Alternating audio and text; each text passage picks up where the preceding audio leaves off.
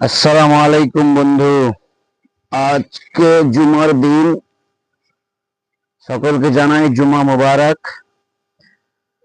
জুমা সম্বন্ধে আমি একটু কিছু লিখেছি, তোমাদের জন্য উপহার রইল।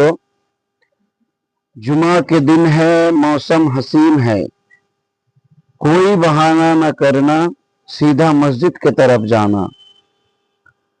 जो पहले जाएगा मस्जिद में, जो पहले जाएगा मस्जिद में, नेकी का भंडार है उसके नसीब में।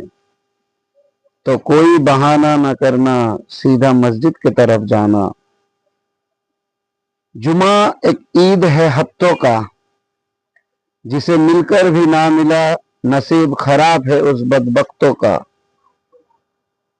तो कोई बहाना न करना, सीधा मस्जिद की तरफ जाना। আসসালামু আলাইকুম। যদি কথাগুলো ভালো লেগে থাকে একটু লাইক, কমেন্ট, শেয়ার ও ফলো করে যেও বন্ধু।